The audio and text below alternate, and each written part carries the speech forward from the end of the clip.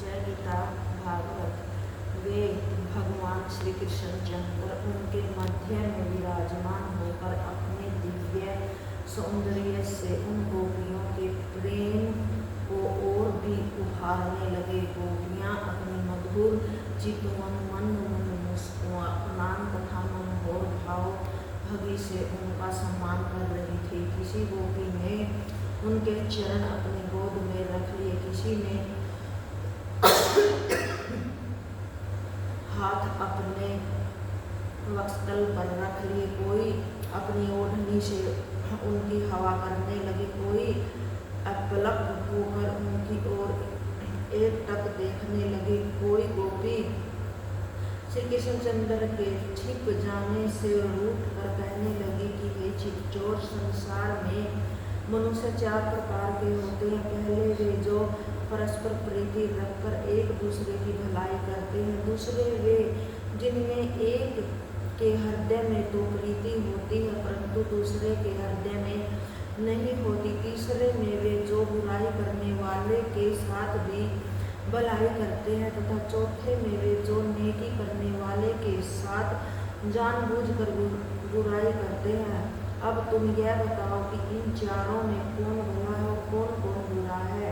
यह सुनकर श्याम जी ने उत्तर दिया कि हे प्यारी, तुम अपने प्रश्न का उत्तर मन लगाकर सुनो। जो मनुष्य परस्पर भलाई के बदले भलाई करते हैं उन्हें संसार में उत्तम समझना चाहिए, परंतु ऐसी प्रीति सदैव शिखर नहीं रहती। दूसरे लोग वे हैं जिनमें एक ओर तो प्रीति होती है और दूसरी ओर नहीं होती।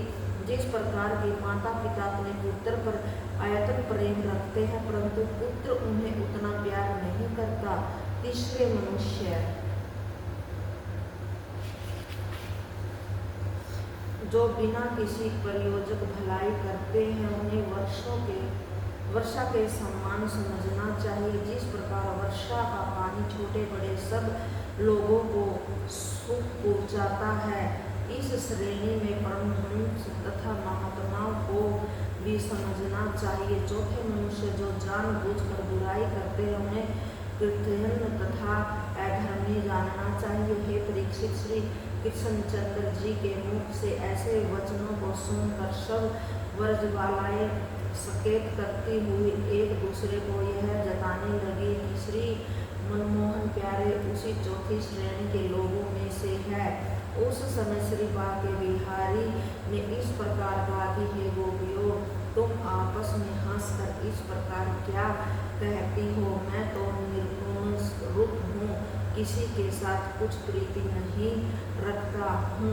यदि कोई व्यक्ति मुझसे किसी प्रकार की कामना रखता है तो मैं उसका मनोरथ पूर्ण कर देता हूँ। मैं संसार के सभी जीवों का भरण पोषण करता हूँ, किसी से कुछ भी नहीं मांगता, परंतु जो व्यक्ति केवल मेरे ही चरणों में अपना ध्यान लगाए रहता है उससे मैं आयतन स्नेह करता हूँ। यदि तुम यह कहो कि हम तुम्हारे चरणों में मन वचन कर्म से ध्यान लगाए रहते हैं, फिर हमें छोड़कर क्यों चले गए, तो इसका उत्तर यह है कि मैंने तुम्हारी प्रीति की परीक्षा ली थी। मैं प्रेम बढ़ाने के लिए तुम्हारे बीच में अंतर ध्यान हो गया था। जिस प्रकार जाड़ों में धूप अच्छी लगती है उसी प्रकार अपने प्रिय से अलग रहने में विशेष आनंद प्राप्त होता है। हे गोपियों, तुम्हारे प्रेम तथा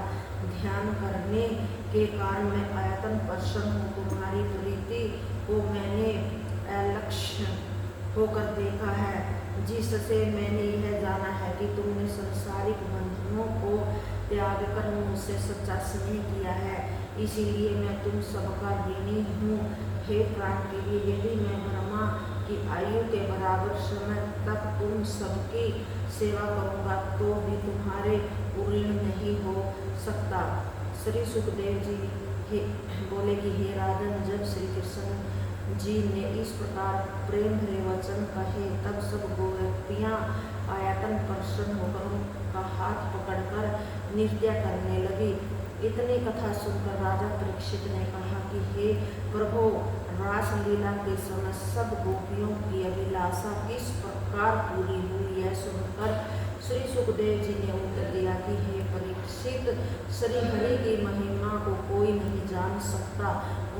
उन्होंने प्रति 2 गोपियों के बीच एक स्वरूप प्रकट करके तथा अपने दाएं बाएं हाथ से एक गोपी का हाथ पकड़कर गोलाकार रास मंडल बांधे हुए सभी को सुख पहुंचाया था।